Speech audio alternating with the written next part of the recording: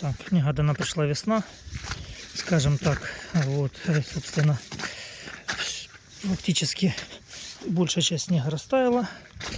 Ну, вроде как обещают сегодня ливневые снегопады. Вот, и, собственно, уже такой один был, который действительно был похож на ливень снега, да, когда прям фактически там в 15 метрах становится ничего не видно за счет стенки снега.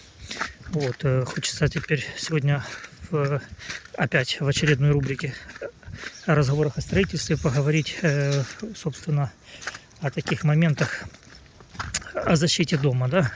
Начнем, наверное, со стихийных вариантов, да, или природных, то есть такое как подтопление. Вот, следственно, тогда единственное рациональное и возможное спасение — это подъем цоколя, да, или опять же того же бетона. То есть вот здесь это будет единственное возможное правильное использование, если у вас есть на вашей территории застройки возможность подтопления, да. Вот, то есть этот момент вы тоже должны учитывать. Вот. Соответственно, у кого сейсмическая зона, соответственно, тоже должны исходить из всех норм для строительства зданий на таких участках. Вот. Это у нас второй момент, да. Третий момент — это у нас...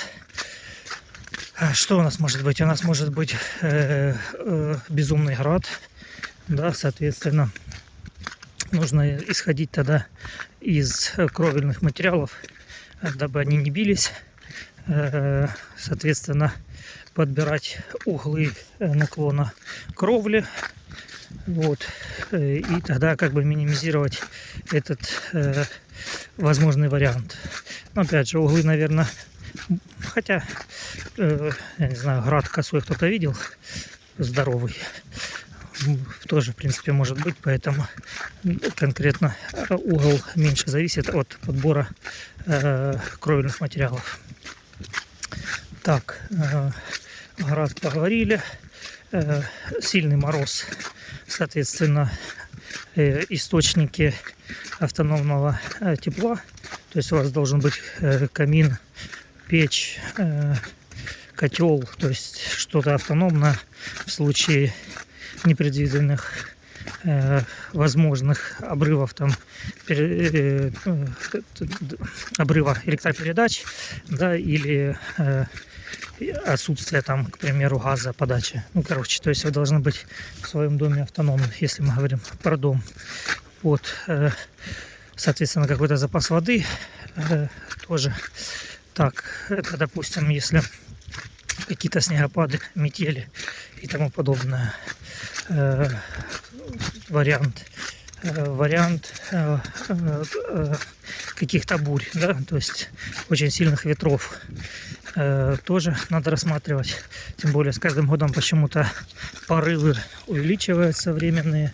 Вот, и не исключено, что нужно более тщательно рассматривать этап завязки армопояса, маурлата, ну и связки, собственно, самой крыши, да, то есть дабы избежать подрыва у стен, если у вас солидный вынос, да, то есть он у вас во многом спасает здание от попадания влаги после дождей, да, то есть у вас фасад фактически сухой. Вот. Дорожки, соответственно, тоже можно ходить вокруг дома. Ну, короче, визуально дом, но опять же, это уже вкусовщина, кому как больше нравится. То есть, кажется, ну, для меня кажется он более, скажем так, опрятный, когда большие выносы кровли от стен. Так, вот. Про ветер поговорили. Что у нас еще может быть? Ну, пока ультрафиолета, солнечных излучений, наверное, особо бояться нету смысла. Вот. Разве что прям какие-то такие, которые особо ни от чего не спасут. Ну, будем о хорошем. Так, короче, значит, природные катаклизмы тоже, получается, нужно учитывать, да, то есть насколько общесторонне нужно подходить к этому вопросу, вот, и стараться, ну, плюс-минус подходить к каким-то нормам, да, дабы они писались не просто так, а, скорее всего, были связаны с вот какими-то такими моментами. Вот.